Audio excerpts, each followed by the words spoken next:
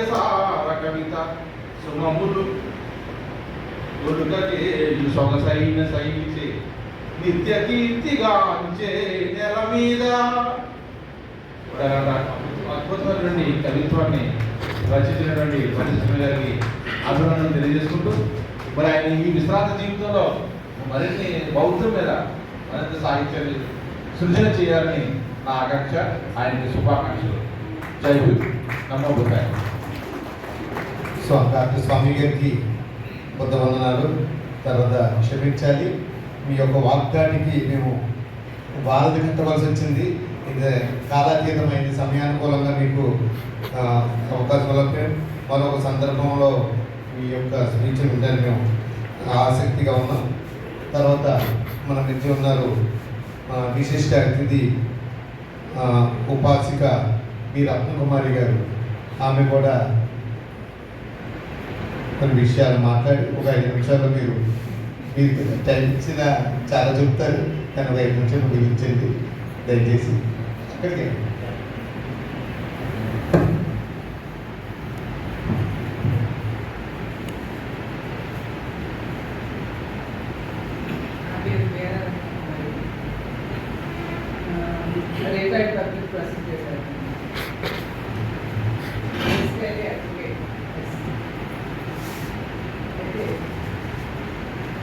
ఈరోజు ఈ అవకాశం నాకు నిజంగా వచ్చినందుకు చాలా ఆనందంగా ఉంది. ముఖ్యంగా ఈరోజు అభయ చారిటబుల్ ట్రస్ట్ నేను చూస్తే చెప్తానండి, కోర్టులో కూడా చూస్తే చెప్తాను. అందుకని నేను ఈ బుక్ చదివి రాసుకున్నాను, అదే చెప్తాను. ఓకే. అభయ చారిటబుల్ ట్రస్ట్ ద్వారా ఈరోజు జరుగుతున్న నిర్వహణ నామలాలోక ఆవిష్కరణ సభకు ఇచ్చేసిన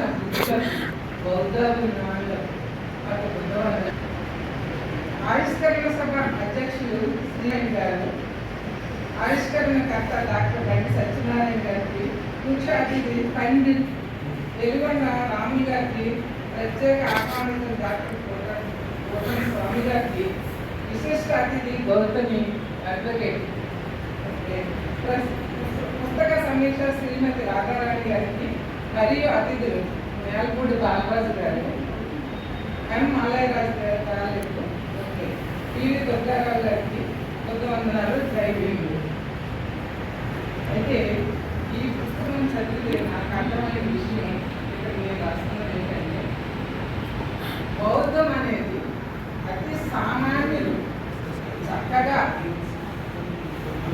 అలవర్చుకుని బౌద్ధాన్ని చక్కగా వాళ్ళు బాగా నడుచుకుంటే వాళ్ళ జీవితం ఎంతో బాగుంటుంది అనేది ఆయన రాసిన పుస్తకాన్ని బట్టి నాకు అర్థమైంది. అందులో కొన్ని విషయాలు ఇప్పుడు మనం చూస్తున్న బౌద్ధం ఎలా ఉందంటే ఒక సామాజిక దర్శనం, అంటే సమాజానికి చక్కగా అర్థమయ్యే సకల శాస్త్రాలు, సకల ధర్మాల యొక్క సారాంశము, ఎన్నో ధర్మాలు ఉన్నాయి, అన్ని ధర్మాలకు సంబంధించిన సారాంశము బౌద్ధ ధర్మంలో ఉందనేది మనకు అర్థమవుతుంది. అలాగే ఇంకేంటంటే సమాజ నిర్మాణానికి ముఖ్యంగా మనం అందరం కోరుకునేది అదే కదండి, సమాజ నిర్మాణం. ఈ నవీన యొక్క మార్గం కూడా ఈ బౌద్ధ ధర్మంలో ఉందనేసి మనకు తెలుసు. ఓకే. బౌద్ధం మతం కాకుండా ధర్మం ఎందుకైంది అని అంటే అందులో 2 పాయింట్లు ఉన్నాయి. ఇందులో బౌద్ధంలో దేవాలయాలు కానీ, యజ్ఞ యాగాలు కానీ, దేవుడు కానీ అలాగేమీ ఉండలేదు. బౌద్ధం కేవలం ఒక నైతికతో కూడిన నడవడిక కోసం ఉన్నది ఈ బౌద్ధ మార్గము. అక్కడే చెప్పాడు, ఇప్పుడు కూడా చెప్పాడు, నేను మార్గదాతనే కానీ మోక్షదాతను కాదు అని కూడా చెప్పడం జరిగింది. అయితే బౌద్ధ ధర్మ ప్రసారానికి ఎలాంటి నియమాలు కూడా లేవండి, ఎలాంటి నియమాలు లేవు. ఎలాగంటే అసలు బౌద్ధం ఎవరో చెప్పారని కానీ, లేకపోతే పురాణాల్లో రాసి ఉన్నదని కానీ, లేదంటే ఇది సాంప్రదాయంగా పాటిస్తున్నారని కానీ బౌద్ధాన్ని పాటించడం లేదు. ఎలాగంటే వ్యక్త కనుక కాను బౌద్ధాన్ని తెలుసుకుని అనుసరించి ఆజ్ఞని తెలుసుకుని బౌద్ధాన్ని తెలుసుకుని అనుసరించమన్నారు. ఇది ఎంతో సులభం అండి. అంటేనే ప్రసారాలు లేదు అది నేను చెప్తాను. అలాగే ఈ పుస్తకంలో రాసినవి ఏంటంటే బుద్ధ భగవానుడు ప్రపంచానికి అందించిన సిద్ధాంతాలు. గౌతమి ఒక దయచేసి 5 నిమిషాలు నువ్వు చెప్పగలవు, అనాలికంగా చాలా ఇవ్వగలవు, ఏమనుకోదు. దయచేసి 5 నిమిషాలు అది ఓకే.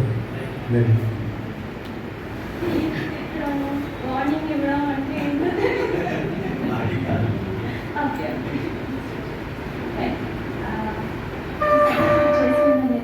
పెద్దలకు వేదిక ముందున్న పెద్దలకు అందరికీ కూడా నా చైతన్యులు గుర్తు ఉన్నారు. బౌద్ధం అనేది ఒక పెద్ద ఓషన్. అది ఒక 5 minutesలోనో 10 minutesలోనో కంప్లీట్ అయిపోయేది కాదు. ఏదైనా ఒక చిన్న సబ్జెక్ట్ తీసుకుని దాని గురించి మాట్లాడుకుంటే బెటర్ అనేది నా ఉద్దేశం. సో ఇప్పుడు ఈ బుక్ ఎన్ని స్టేజెస్లో వెళ్ళింది అని అంటే ఇప్పటి వరకు మాట్లాడుకున్న దాంట్లో బుద్ధ అండ్ విజ్డమ్ అని బండి సత్యనారాయణ గారు రాశారు. దాన్ని తీసుకొని దాని మీద అభిప్రాయాల్ని రాముడు గారు ఒక కాంబినేషన్ గురించి అందరి అభిప్రాయాన్ని తీసుకున్నారు. దాని గురించి చాలామంది మాట్లాడారు. సో ఈ అథెంటిసిటీ ఆఫ్ దిస్ లిటరేచర్ అనేది బుద్ధ అండ్ విజ్డమ్ నుంచి చూసాం. దానికంటే ముందు బాబాసాహెబ్ తీసుకునేది త్రిపీఠకాల నుంచి అని సత్యనారాయణ చెప్పారు. ఆ త్రిపీఠకాల అథెంటికేషన్ కోసం నేను కాస్త మాట్లాడి క్లోజ్ చేస్తాను. త్రిపీఠకాలు అనేవి ఎక్కడ మొదలైనవి అంటే బుద్ధుడు చనిపోయిన 3 నెలలకి బుద్ధుడు కూడా వెనుకోటి పొడిచే వాళ్ళు ఉన్నారు అప్పుడు. సో బుద్ధుడు పెట్టిన rules and regulations monks orders ఏవైతే ఉన్నాయో అవి చాలా స్ట్రిక్ట్గా ఉన్నాయని దానికి రిలాక్సేషన్ కోరుకుంటూ ఉన్నవాళ్ళు ఉన్నారు. మాంగ్ ఆర్డర్లోకి గిఫ్ట్స్ అవి అందరి దగ్గర నుంచి వస్తాయని జాయిన్ అయిన వాళ్ళు ఉన్నారు. అలాంటి వాళ్ళలో ఒక ఆయన పేరు సుభద్రుడు. ఆ సుభద్రుడు ఏం చేశాడంటే అమ్మయ్య బుద్ధుడు చనిపోతున్నాడు, 1 రోజులోనో 2 రోజుల్లోనో, ఆ తర్వాత మన రూల్స్ అండ్ రెగ్యులేషన్స్ మార్చేసుకుని మనకు నచ్చినట్టు మనం చేయొచ్చు అన్న విషయాన్ని మహాకశ్యప తేరు దగ్గరికి ఆ విషయం వెళ్ళింది. ఆయన ఏం చేశారంటే లేదు, బుద్ధుడు చెప్పిన విషయాలన్నీ కూడా క్రిస్టల్ క్లియర్గా దాన్ని ప్రిజర్వ్ చేయాల్సిన అవసరం ఉంది కాబట్టి దీనికి ఒక మీటింగ్ మనం కండక్ట్ చేసుకొని దాన్ని ప్రిజర్వ్ చేయాలి అని డిసైడ్ అయ్యారు. అప్పుడు బుద్ధుడు చనిపోయిన 3 నెలలకి ఫస్ట్ బుద్ధిస్ట్ కౌన్సిల్ అనేది నిర్వర్తించడం జరిగింది. దానికి ఆ సభని నడిపించిన మహాకశ్యప మహాతేరో. అయితే ఆ రోజుల్లో రాజుల ప్యాటరేజ్ ఉన్న మతాలే భూమిలోకి వచ్చేవన్నమాట. అప్పట్లో బుద్ధుడు మతాన్ని ఫాలో అవుతూ బౌద్ధాన్ని ఫాలో అవుతూ అజాత సత్తు అనే కింగ్ దానికి ప్యాటరేజ్ చేశారు. ఐఎమ్ వెరీ సారీ, యాక్చువల్గా ఇక్కడ అందరూ మంచి తెలుగు మాట్లాడారు, కానీ చిన్నప్పటి నుంచి ఇలా మిక్స్డ్ లాంగ్వేజ్ మాట్లాడడానికి అలవాటు పడ్డాను కాబట్టి నా స్పీచ్ ఇలానే ఉంది కాబట్టి కైండ్లీ ఎక్స్క్యూజ్. అయితే ఆ ప్యాటర్నేజ్ ఇచ్చిన తర్వాత దాన్ని 500 మంది అర్హతలు మాంగ్స్తో కండక్ట్ చేయడం జరిగింది. అందులో ఈ త్రిపీఠకాన్ని వల్లించడం అనేది జరిగింది. త్రిపీఠకాల్లో సుత్త పీఠిక, వినయ పీఠిక, అభినవ పీఠిక అని 3గా, అంటే ఒక సబ్జెక్ట్ని దేని స్పెషాలిటీని బట్టి దాన్ని పొందుపరచడం, విభజించడం అనేది జరిగింది. అయితే దీని అథెంటిసిటీ మనం ఎంతవరకు యాక్సెప్ట్ చేయొచ్చు, బుద్ధుడు చెప్పలేదు కదా, తర్వాత వాళ్ళు చెప్పారు కదా అని అంటే ఇందులో సుత్త పీఠిక అనేది బుద్ధుడు చెప్పిన 84,000 డిస్కోర్సెస్ అన్ని ఏవైతే ఉన్నాయో ఆ కంపైలేషన్ని సుత్త పీఠిక అని అంటారు. ఆ సుత్త పీఠికని వల్లించిన ఆయన ఆనందుడు ఎప్పుడు కూడా బుద్ధుడితో ఉండి ప్రతి డిస్కోర్స్ కూడా విని ఆయన చాలా జ్ఞాపక శక్తి ఎక్కువ. ఆ జ్ఞాపక శక్తితో ఆయన మైండ్లో ఉంచుకుని ఎలా చెప్పింది, ఎప్పుడు ఎక్కడ ఏమని ఏ సందర్భంలో ఒకరు అడిగితే చెప్పారా, బుద్ధుడు ఆయన కనిపించింది చెప్పారా, ఈ విధంగా ఇవన్నీ కూడా సుత్త పీఠిక అనేది అక్కడ కంపైల్ చేయడం అనేది జరిగింది. ఆనందుడిని బుద్ధుడు ఏమంటారు అని అంటే మాస్టర్ ఆఫ్ సుత్తాస్ అని ఆయన్ని టైటిల్ ఇచ్చారు బుద్ధుడు బ్రతుకుండగానే. సో ఆనందుడు చెప్పిన ఈ సుత్తాస్ అన్ని సుత్తపీఠికలో కంపైల్ చేసినవి అథెంటిక్ లిటరేచర్. వినయ పీఠిక అనేది మాంక్ ఆర్డర్ స్టార్ట్ చేసిన తర్వాత మెల్లిమెల్లిగా ఆ మాంక్ ఆర్డర్లో వస్తున్న డిఫికల్టీస్ అన్ని క్లియర్ చేసుకోవడానికి, తప్పులను కరెక్ట్ చేయడానికి, ఏమైనా తప్పులు చేస్తే దానికి పనిష్మెంట్ ఎంత ప్రపోర్షనేట్ మిస్టేక్ అయితే అంత ప్రపోర్షనేట్ పనిష్మెంట్ ఇవ్వడానికి, దాని ప్రొసీజర్స్, కన్ఫెషన్స్, ఈ రోజు మనం జుడిషియరీలో అన్ని ఏవైతే ఫాలో అవుతున్నామో వాటన్నిటిని కంపైల్ చేసి వినయ రూల్స్ని ఫ్రేమ్ చేశారు. ఆ వినయ రూల్స్ని బుద్ధుడి దగ్గర ఉన్న ఉపాధి తేరు, ఆయన మంగళ కులస్తుడు. మనం ఇక్కడ గమనించాల్సింది ఏంటంటే బుద్ధుడు ఉన్న కాలం నుంచే సమాజంలో ఈక్వాలిటీని ఆయన ప్రాక్టికల్గా ఎంత బాగా చూపించారు. ఒక మనిషి బర్త్ని బట్టి కాదు, బర్త్ని బట్టి మనం ఆయనకి ఇంపార్టెన్స్ ఇవ్వాలి అనేది మంగళ కులానికి సంబంధించిన ఉపాధి అని ఆయన మహాదేవుడు అయిన తర్వాత వినయ మాస్టర్ అయిన వినయ రూల్స్ అన్నింటిలో కూడా వినయ మాస్టర్ ఆఫ్ వినయ అని ఆయన టైటిల్ ఇచ్చారు బుద్ధుడు. సో ఫస్ట్ కౌన్సిల్లోని త్రిపీఠకాలో వినయ రూల్స్ని కంపైల్ చేసింది ఉపాధ్యాయుడు. ఆ తర్వాత ఇప్పుడు ఏదైతే ఒక పుస్తకానికి ఒక ఎక్స్ప్లెనేషన్ ఇచ్చి అందరికీ అర్థమయ్యేలాగా చెప్తూ ఉన్నారో, అలాగే బుద్ధుడు చెప్పిన విషయాల్ని ఇంకొంచెం డీప్గా సామాన్యులకు సైతం అర్థమయ్యే ఇది తథాగత గౌతమ బుద్ధుల్లో ఉన్న విశేషమైన గుణం ఏంటంటే ఇదే. అదేవిధంగా మనందరికి కూడా అదే చెప్పారు. ఇందాక ఒక మాట్లాడుతూ అన్నారు, మీ తల్లిదండ్రులు చెప్పారని కానీ, మీ గురువులు చెప్పారని కానీ, మీ శ్రేయోభిలాషులు చెప్పారని కానీ, మిమ్మల్ని అభిమానించేవారు చెప్పారు కానీ ఏది గుడ్డిగా నమ్మద్దు. చివరికి నేను చెప్పానని కూడా మీరు నమ్మద్దు. వినండి, విశ్లేషించండి, ఆచరించండి. ఎప్పుడు ఆచరిస్తారు? దాటిలో మంచిని గ్రహించి ఏది మంచిదో తెలుసుకొని ఆచరించని అన్నారే కానీ నేను చెప్పానని నేను నమ్మమని ఆయన ఎక్కడా చెప్పలేదు. సరే, ఈ అవకాశం ఇచ్చిన మన సత్యనారాయణ గారికి ధన్యవాదాలు. తర్వాత మన దీని విషయమై వ్యాసరచనలు పెట్టారండి.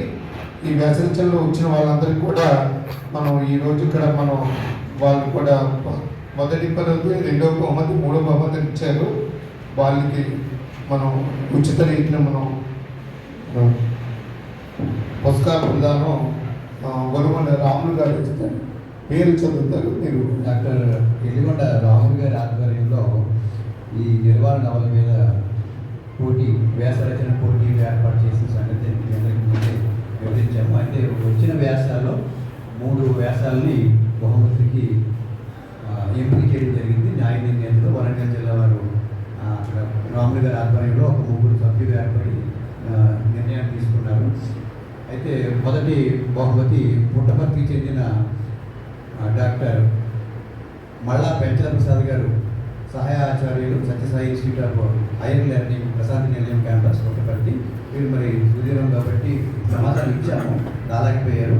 అయితే ఈ ముగ్గురికి ప్రథమ బహుమతి 3000, 5000, ద్వితీయ బహుమతి 3000, తృతీయ బహుమతి 2000. ఈ నగదు ఒక సంవత్సరం క్రితమే ఫలితాలు వచ్చిన వెంటనే అందజేయడం జరిగింది. రాముడు గారు నగదు అందజేయడం జరిగింది. ఇప్పుడు సర్టిఫికేట్లు ఇవ్వడం జరుగుతుంది. ప్రథమ బహుమతి విజేత రాలేదు కాబట్టి వారికి మనం తర్వాత పోస్టులో పంపిస్తాము. నగదు ఆల్రెడీ అందజేయడం జరిగింది. మరి ఇక రెండవ బహుమతి పొందిన వారు మన ఉత్తరాంధ్రకు చెందిన వారు పార్వతీపురం చుక్క పారినాయుడు గారు. ద్వితీయ బహుమతి 3000 రూపాయలు విజేతగా ఇచ్చారు. వారి నివేదిక మీదకి వచ్చి ఈ సర్టిఫికేట్ తీసుకోవాల్సిందిగా చూసారుగా కోరుతున్నాం. మీరు విశ్రాంతి తీసుకుంటున్నారు. విశ్రాంతి ఆచార్యులు. Thank you sir. పోటీలో పాల్గొన్నందుకు. పాల్గొనడమే కాకుండా మీరు విజేతగా ఇవ్వడం కూడా బాగుంది. మాస్టర్ పార్వతీపురం నుంచి ఎప్పుడో 5 గంటల బయలుదేరి మేడం గారు సలహా వచ్చారు. మీకు ధన్యవాదాలు తెలియజేస్తున్నాం సార్ పారినాయుడు గారు. అంతేకాకుండా నిర్వాణ మీద ఇంచుమించు ఒక 5 వ్యాసాలు రాశారు ఆయన ప్రైవేట్గా, పోటీ కాకుండా. అది కాకుండా నిర్వాణ మీద రాసిన వ్యాసానికి వారికి ఈ బహుమతి రావడం జరిగింది. మీకు అభినందనలు సార్. సత్తమ సాహితీ వరంగల్ వారి తరఫున, రాములు గారి తరఫున, నాయకుడి నేత తరఫున, నా తరఫున కూడా మీకు ధన్యవాదాలు తెలియజేస్తున్నాను sir. Thank you very much. అలాగే మరో విజయ్ సార్.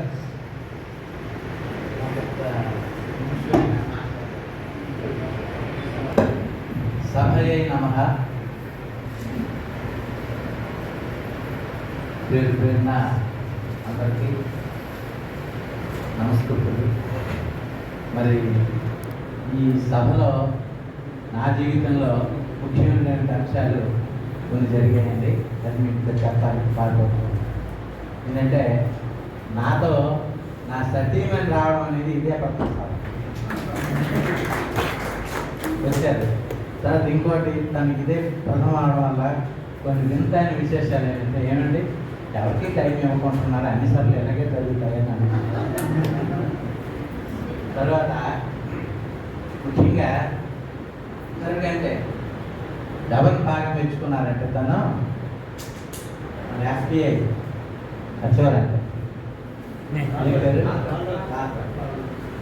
అతను చెప్పిన దానికి ఉప్పొంగిపోయారు. ఎందుకన్నా వాడు భార్య అన్న దైవమురా అని చదివారు. అంటే నేను ఎప్పుడు దైవం అని అనలేస్తాను ఆ బాధ అన్నమాట. కాబట్టి అది అంటే మనకి త్రికీటకాల గురించి ఇక్కడ ప్రథమం నేర్చుకున్నాను. ఇక్కడ చెప్పొచ్చేది ఏంటంటే మేము టీచర్స్గా ట్రైనింగ్ లేం. అనేక మంది మహానుభావులు రాసినటువంటి అనేక కావ్యాల్లో ఈ బుద్ధుడి గురించి ఒక్కలైనైనా బుద్ధుడి గురించి ఒక్క వాక్యం కానీ ఒక్క లైన్ కానీ రాయని మహాకవులు లేరు, గ్రంథాలు లేవు. దానికి మచ్చుదనంగా చెప్తాను. మనందరికీ తెలిసింది జంధ్యాల పాపయ్య శాస్త్రి గారు. ఆయన పుష్ప విలాపం రాస్తూ ఆయన అంటాడు, బుద్ధదేవుని భూమిలో పుట్టినావు, సహజమగు ప్రేమ నీలో నచ్చనేమి, అందమును హత్య చేసేది హంతకుండ మైల పడిపోయెనోయి నీ మనుజ జన్మ. బుద్ధదేవుని భూమిలో పుట్టినామన్నాడు కరుణశ్రీ పుష్ప విలాపం రాస్తూ. ఇంకా మహాకవి గండపిండి ఆయన గుంటూరులో పెరిగారు. ఆయన గుర్రం జాషువా గారు. ఆయన రాస్తూ సగర మాంధాత్రాది సచక్రవర్తుల అంకసీమల నిలిచినట్టి సాధ్వి కమలనాభుని వేణుగాన సుధాంబుధి మునిగి తేలిన పరిభూత దేహ కాళిదాసాది సత్కవి కుమారులగాంచి కాళిదాసాది సత్కవి కుమారులగాంచి కీర్తి నందిన పెద్ద కేస్తురాలు బుద్ధాది. ఇక్కడ వచ్చింది పేరు బుద్ధాది ముని గణంబుల తపంబున మోద భాష్పముల్ విడిచిన భక్తురాలు సింధు గంగా నది జలక్షీరమపుట కొలిసి బిడ్డలను పోషించుకొంచునున్న పచిబాలంతరాలు మన భరత మాత, మాతలకు మాత, సకల సంపత్ సమేత మన భరత మాత.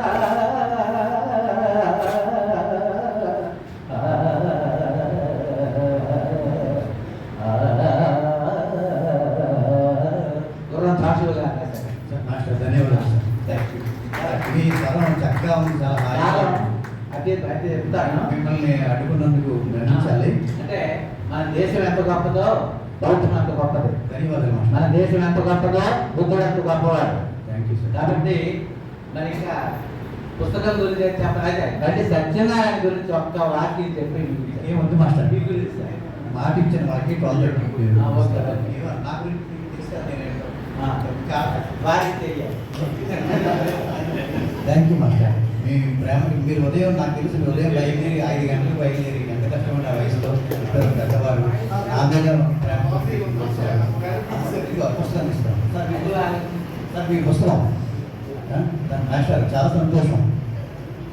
తర్వాత మూడవ బహుమతి గ్రహీత బొల్లేపల్లి మహేందర్ గారు, వీరు పాఠశాల సహాయ ఉపాధ్యాయులు, చంద్రరావుపేట, వరంగల్ జిల్లా. వీరికి 2000 రూపాయల తృతీయ బహుమతి దక్కింది. ధన్యవాదాలు సార్.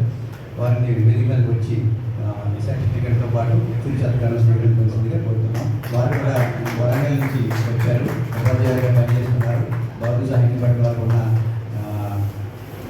అభిలాష వారిని ఈరోజు ఇక్కడ విజేతగా నిలబెట్టింది. కంగ్రాచులేషన్స్ సార్ మీకు. మాస్టర్ త్వరగా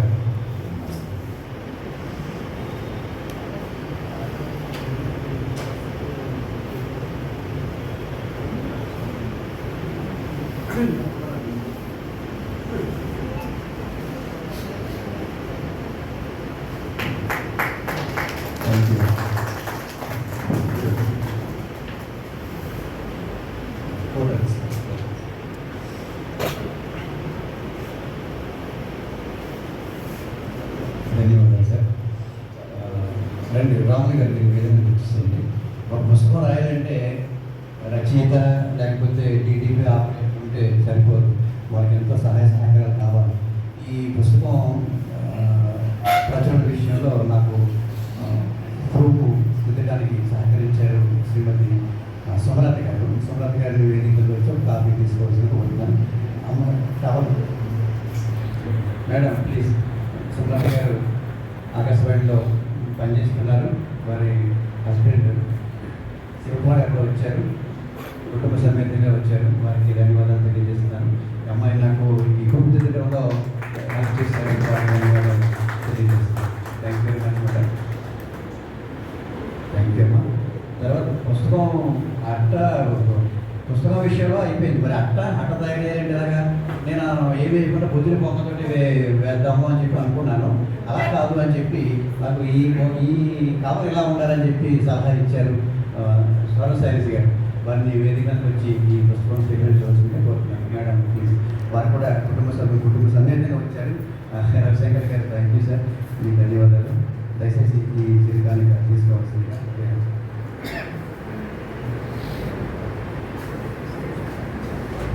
thank you.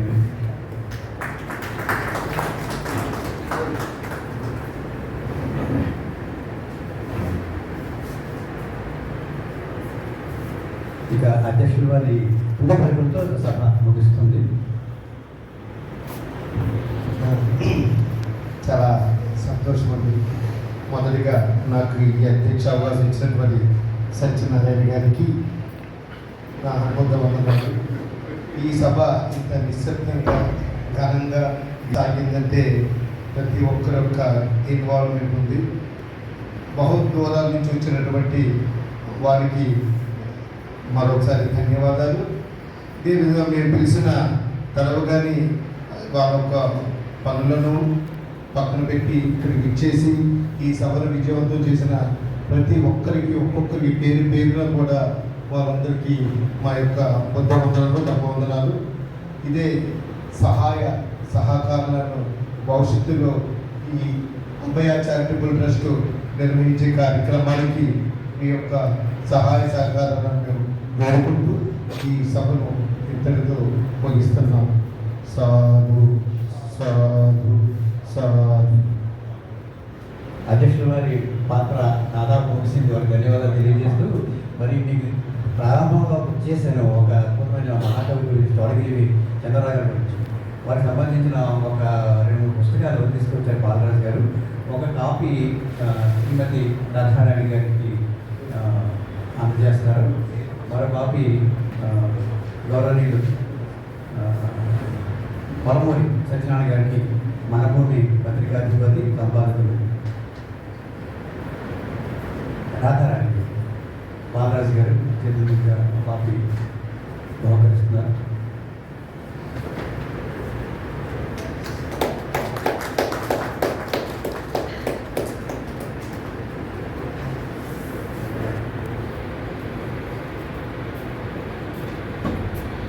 Thank you madam. అలాగే పరమూరి సత్యనారాయణ గారు వెళ్ళిపోయినట్టున్నారు. సరే, తర్వాత ప్రిన్సిపల్ గారు మీరు కాపీ తీసుకున్నారా? ఒక కాపీ తీసుకోవాలని కోరుతున్నాను. రండి. వీడియో తీస్తారు పర్లేదు సార్. మీ తరఫున సిన్నారా గారిని తీసుకోమని ఒక టాపిక్ తీసుకొని మా ప్రిన్సిపాల్ గారికి ఇవ్వండి అన్న మీరు చిన్నారా గారు. సరే ఒకసారి ఉండండి. పర్వాలేదు, పర్వాలేదు. వస్తారండి మాస్టర్ మాస్టర్ కూడా వస్తున్నారు, ఇద్దరు ఉండండి. ఇద్దరు ఉండండి. అది డాక్టర్ కోయి కోటేశ్వరరావు గారి సంపాదకత్వంలో వచ్చింది. అంబేద్కర్తో కలిసి పనిచేసిన ఎంఎన్ భూషి గారి ముందు మాట ఉంది అందులో. థ్యాంక్ యూ సార్ ప్రిన్సిపాల్ గారు. బాగా గారు ఇంకా ఎవరికన్నా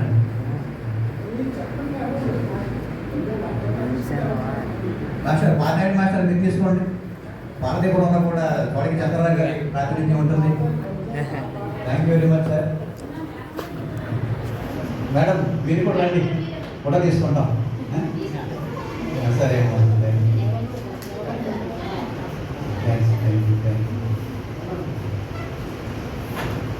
జీవితంలో ఇదే మొదటిసారి.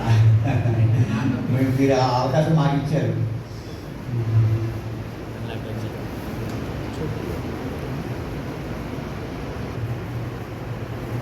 ఎంతోమంది పెద్దలు వేదిక అలంకరించారు. ఎంతోమంది మరింత పెద్దలు సభ ముందు ఆశీనులై ఈ సమావేశాన్ని చాలా దిగ్విజయం చేశారు. పుస్తకం మీద పుస్తకం కార్యక్రమం, పుస్తకం మీద పుస్తకం, నిర్వహణ నవల మీద విశ్లేషణ విమర్శన వ్యాసాలతో నిర్వహణ అవలోకనం. అవలోకనం అంటే విశ్లేషణ, వచ్చినటువంటి నిర్వహణ దాని మీద విశ్లేషణ. ఇంత మంచి కార్యక్రమం తెలుగు సాహిత్యంలో రావడం అనేది చాలా ఒక గొప్ప విషయం. ముఖ్యంగా బౌద్ధ సాహిత్యంలో తెలుగులో ఇప్పటివరకు బౌద్ధ చాలా తక్కువనే ఉందని చెప్తున్నారు. మరి ఇంకా తెలుగు రావాల్సిన అవసరం ఉన్నది. వచ్చే ఈ కొద్ది సాహిత్యం పైన ముఖ్యంగా నిర్వహణ నవల మీద విశ్లేషణ వ్యాసాల పుస్తకం నిర్వహణ నవల అవలోకనం రావడం చాలా సంతోషం. ఇది తెలుగు సాహిత్య చరిత్రలో ఒక ఈదురాయి అంటామా, కలికితురాయి అంటామా, ఇంకా ఏ రాయి, మైదురాయి. ఇట్లా ఇది తెలుగు సాహిత్య చరిత్ర మొత్తంలో ముఖ్యంగా బౌద్ధ సాహిత్యంలో ఇట్లాంటిది ఈ గొప్ప కార్యక్రమంలో పాల్గొన్న మనం అందరం చాలా ధన్యులం. ఎందుకంటే ఇది చాలా మనం తక్కువ మందిమే కావచ్చు, కానీ ఇది చరిత్రలో ముఖ్యంగా బౌద్ధ సాహిత్య చరిత్రలో నిలిచిపోయేటువంటిది. ఇలాంటి గొప్ప కార్యక్రమం, దీనికి ఈ పుస్తకం మీద పుస్తకం రావడానికి ముందుగా ఒప్పుకున్న డాక్టర్ బండి సత్యనారాయణ గారు. వారితో పరిచయం లేదు, సాహిత్యమే పరిచయం చేసింది. నిర్వహణ నవలను ఎక్కడో ఏదో షాపులో కొనుక్కొని చదివిన తర్వాత ఇక నా లోపల ఆ సాహిత్య ఆసక్తి రచయిత మాట్లాడదాకా వదిలిపెట్టలేదు. మాట్లాడిన తర్వాత ఇలాంటి ప్రయత్నం చేస్తే బాగుంటుందంటే వారు ఒప్పుకోవడం అనేది చాలా గొప్ప విషయము. ఇంతేకాకుండా బహుశాలి ఇట్లా ఎన్నో మరిన్ని రచనలు వారు చేయాలని, ఇలాంటి కార్యక్రమాలు జరిగినప్పుడే తెలుగు సాహిత్యం సుసంపన్నం అవుతుందని, ముఖ్యంగా మానవీయ కోణంలో తెలుగు సమాజం మరింత అభివృద్ధి పథంలో పయనించాలంటే ఇలాంటి కార్యక్రమాలు ఎన్నో అవసరమని చెప్తూ ఈ కార్యక్రమం పట్ల అందరికీ, పెద్దలందరికీ, సభ ఎదుట ఉన్న సభ్యులందరికీ, వేదిక మీద పెద్దలందరికీ ధన్యవాదాలు చెప్తున్నాను. థ్యాంక్ యూ అండి. సభ